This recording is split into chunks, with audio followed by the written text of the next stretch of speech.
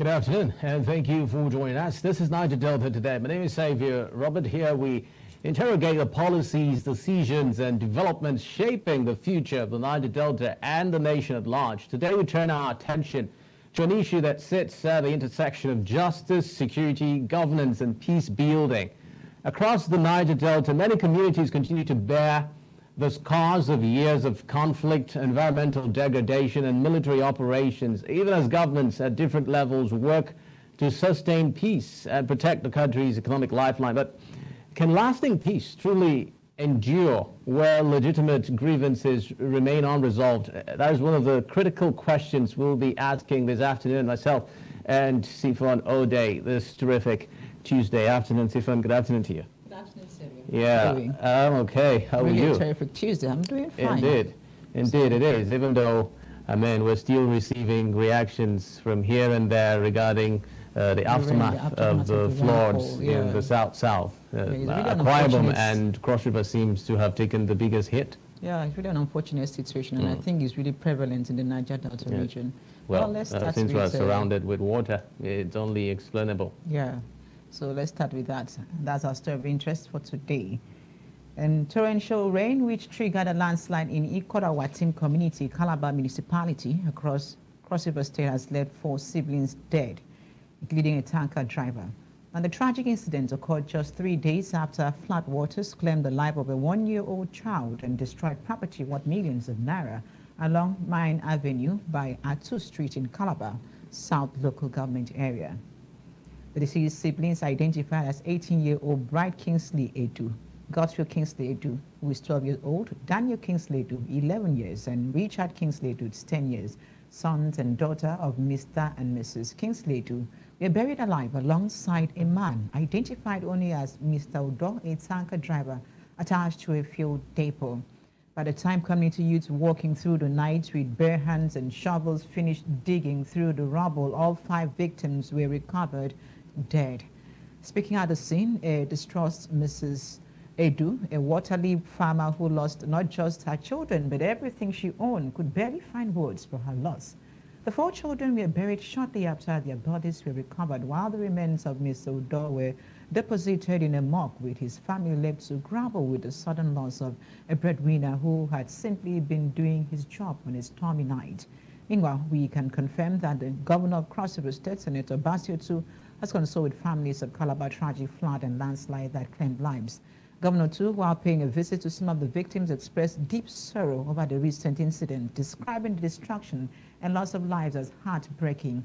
He assured residents that the government remains committed to implementing decisive and proactive measures to reduce the risk of future flooding by strengthening flood mitigation strategies and improving emergency response system. Let's take a look at the visuals. It's becoming very clear to us that climate change is real. The impact here has been devastating. You can see it has taken off the culvert and everything, and the water here has flooded some homes, even some churches that are nearby.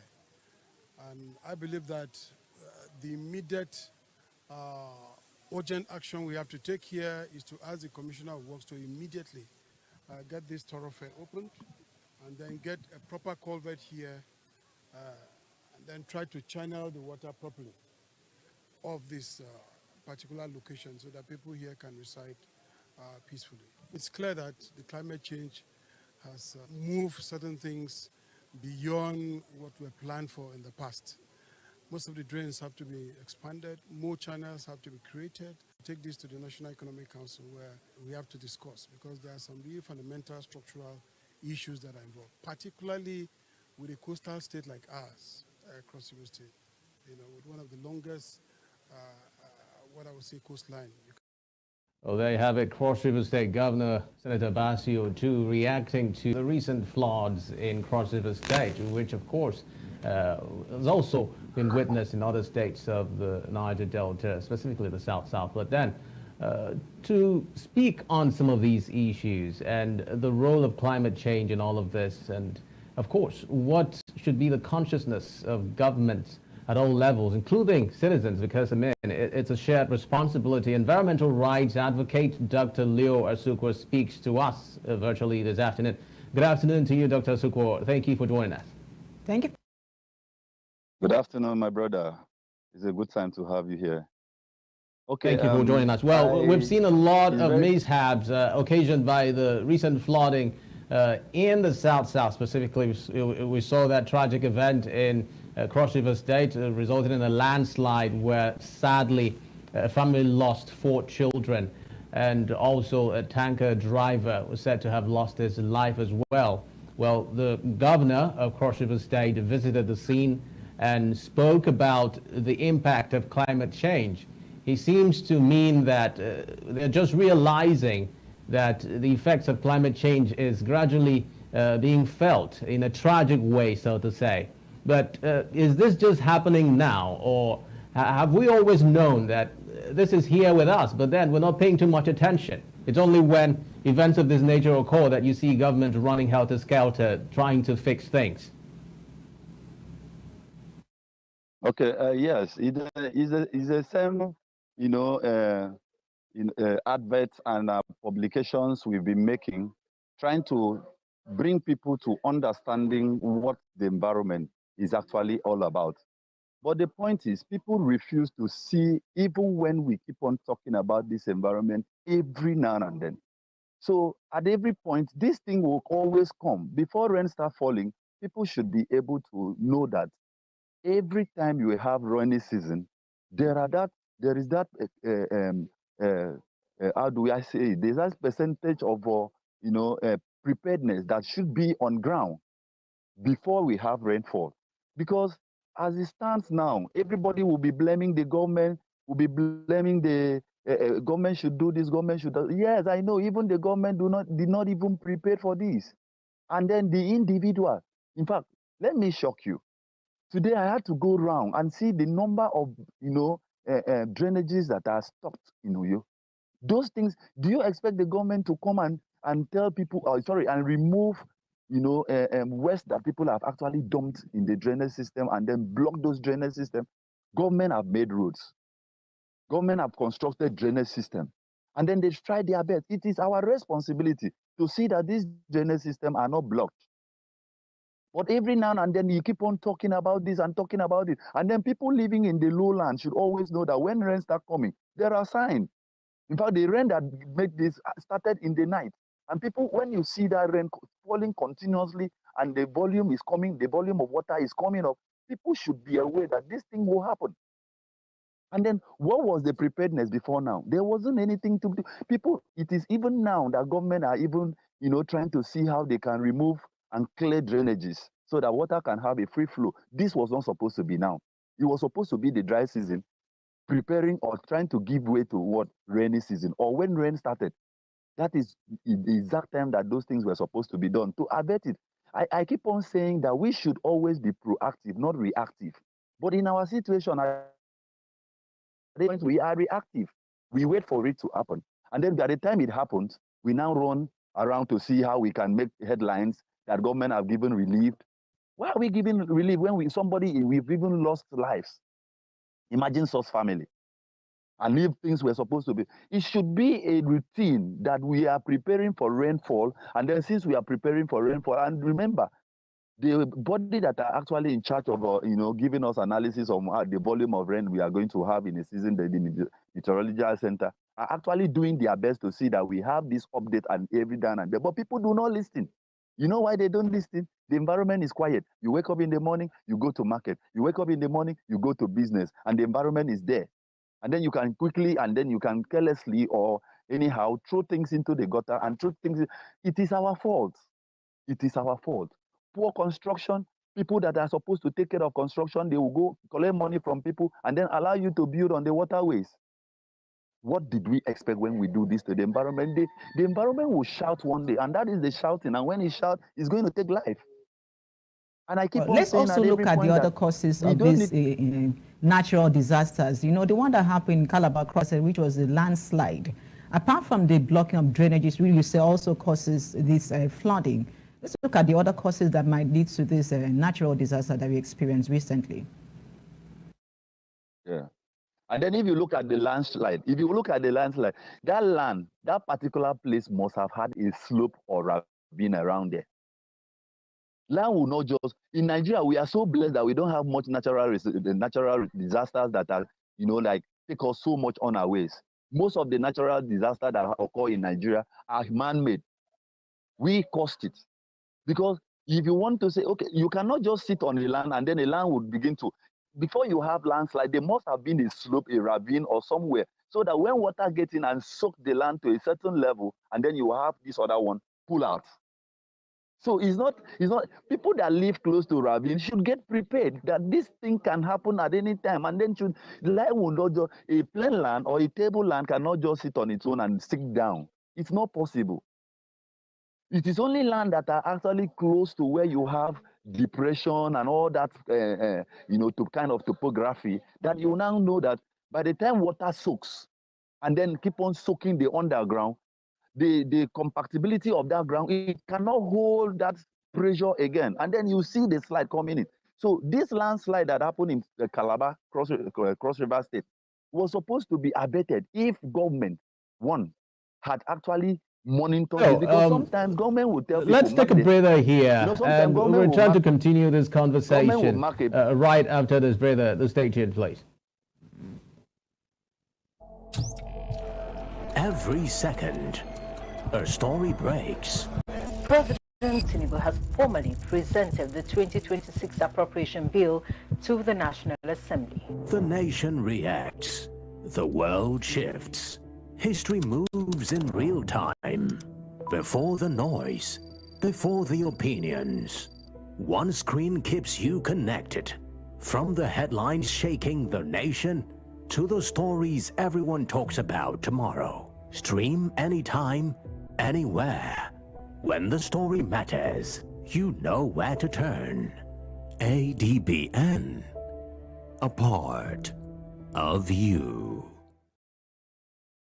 Today, decisions are made, policies are announced, challenges emerge, and lives are changed.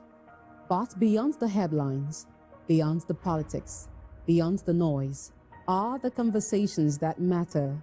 On Softline, Nigeria's leading voices unpack the issues shaping our future, from governance to business, education, healthcare, technology, security, and the economy. Real conversations, expert insights, solutions that move the nation forward. Because understanding today's decisions shapes tomorrow's opportunities. Now airing 4 p.m. every weekday and Saturdays. Softline, where informed decisions begin.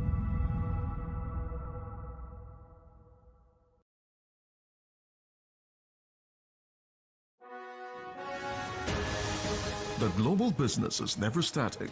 Watch the market report on ADBN TV for business information, latest happening business deals, government economic policies, stock, crude oil and commodity trading, financial upstick and downstick, and the world of organized private sector. The market report showing on ADBN TV 1 to 2 p.m. Monday to Friday. The market report bringing you up to speed in the business world. Every day, across forests, highways, towns and villages, brave men and women stand watch so that Nigeria can sleep. They leave their families behind, confront danger head-on, and make sacrifices many of us will never see. Yet, the enemies of our nation continue their assault. They target our children. They murder innocent citizens. They force families from their homes. They turn thriving communities into places of fear and uncertainty. Their goal is simple: to break our spirit, divide our people, and steal the future of our nation. But Nigeria is stronger than terror.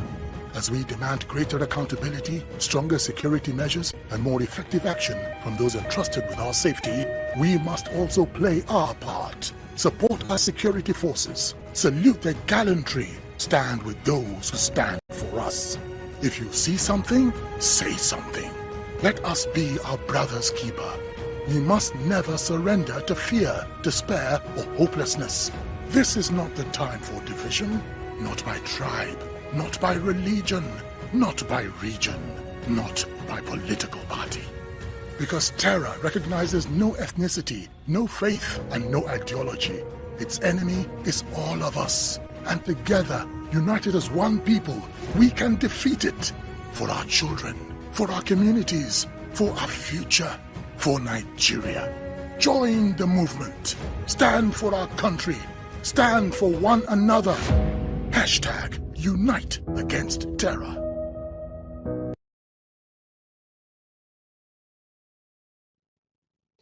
Thanks for staying tuned. We're still talking to environmental rights advocate Dr. Leo Asuquo on the landslide situation in Cross River State and, of course, flash flood across the South, which was occasioned by the rains in recent days. And this has also led to some tragic loss of lives in Cross River State.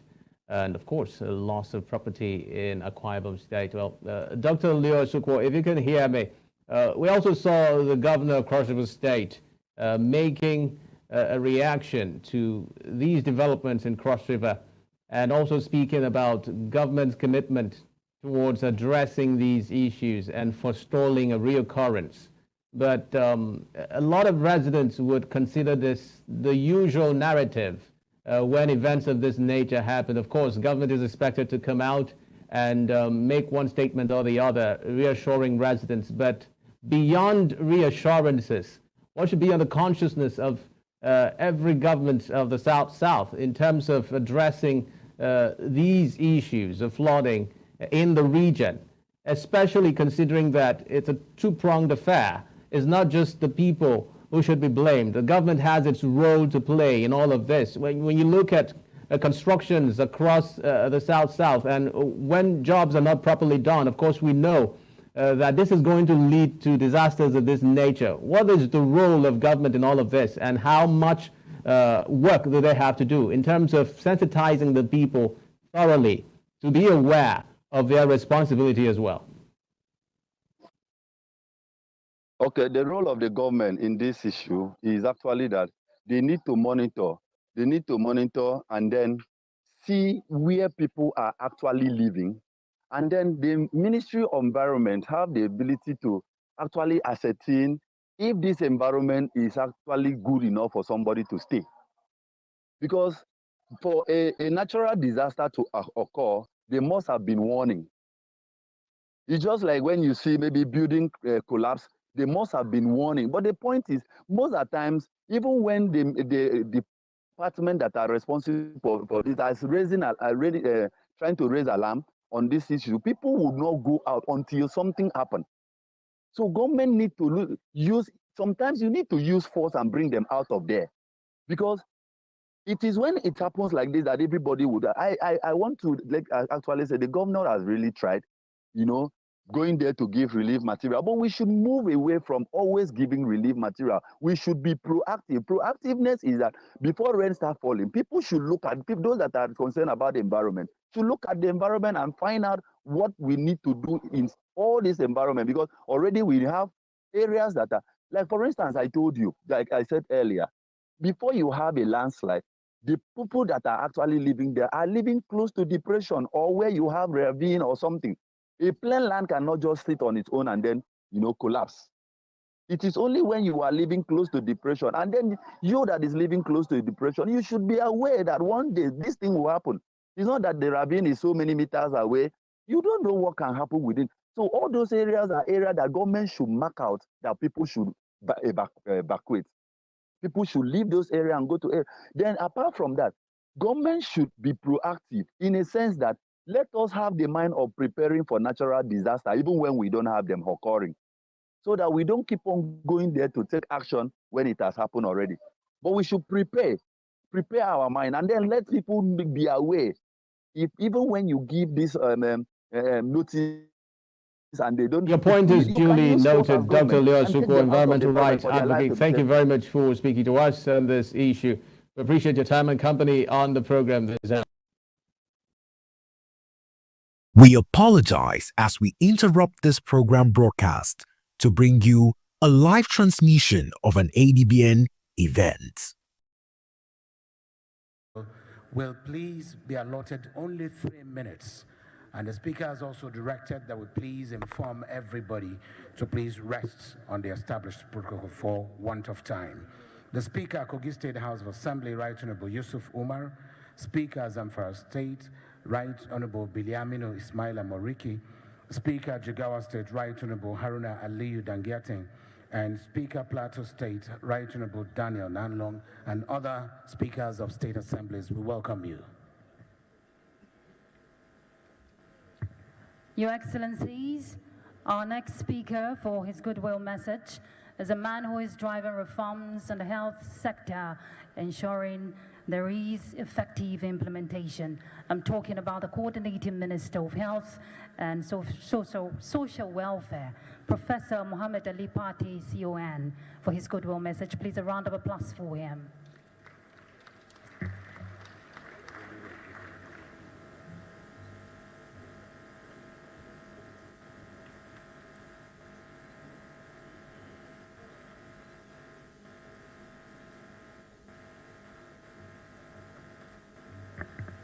The Right Honorable Speaker of the House of Representatives, Tajuddin Abbas, PhD, GCON, may I seek your permission to stand on the existing protocol for want of time.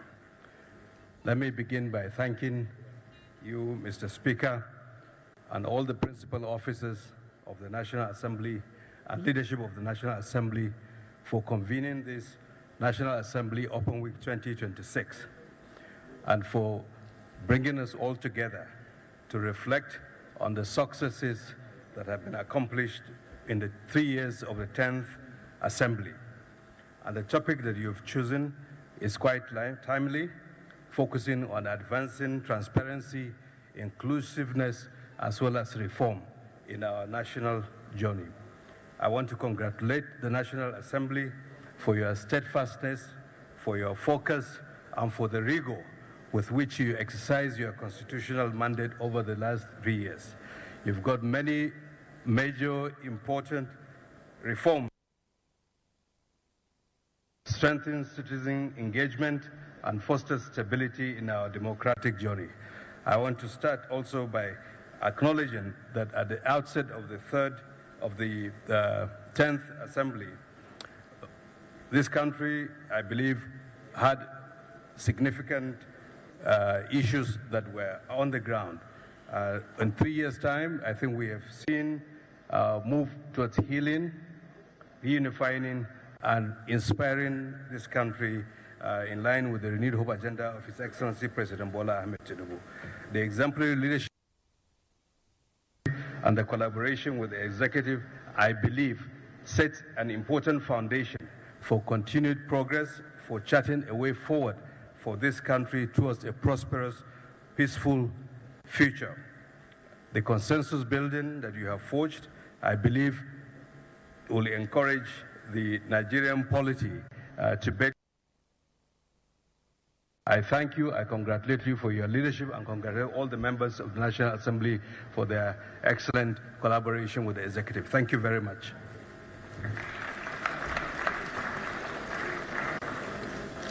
Many thanks for goodwill. I'd like to, at this point in time, introduce our next goodwill message that will be delivered. Our next personality is a statesman whose public service has traversed all three arms of political leadership: law, legislation, and executive governance. As Speaker of the 9th House of Representatives, he championed consensus building, institutional reforms, and productive partnership between the legislature. And current capacity as Chief of Staff to the President of the Federal Republic of Nigeria, he continues to serve the heart of government, providing strategic coordination in support of the renewed hope agenda of our dear President. Please, distinguished ladies and gentlemen, join me in warmly receiving the former Speaker of the House of Representatives, His Excellency, the Right Honorable Femi Akim Gbajabiamila, CFR, Chief of Staff to the President of Nigeria.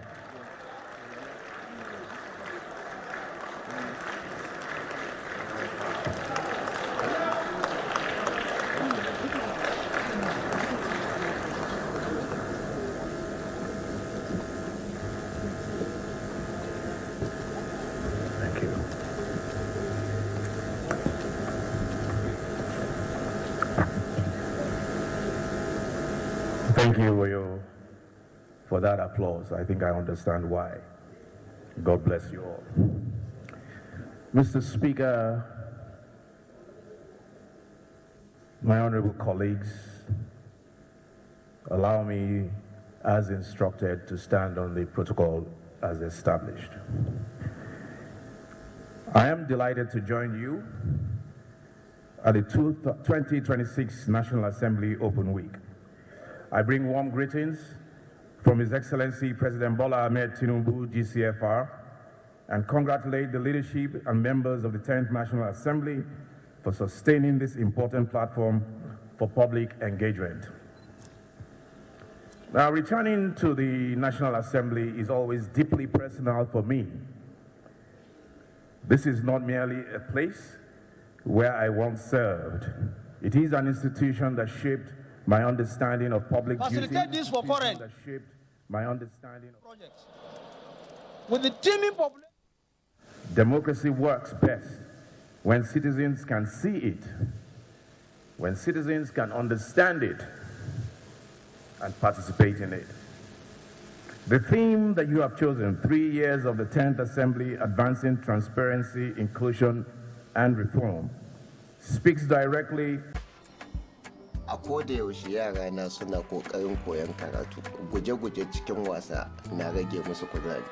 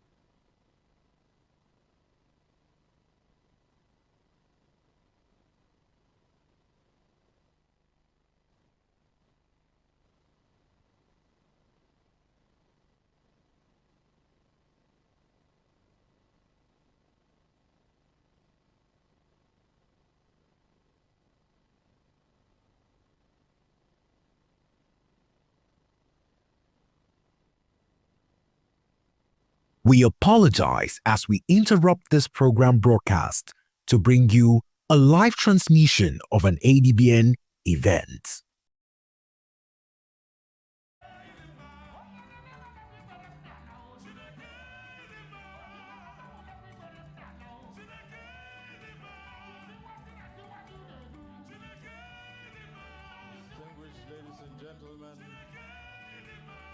Announcing the arrival of Her Excellency, the First Lady of the Federal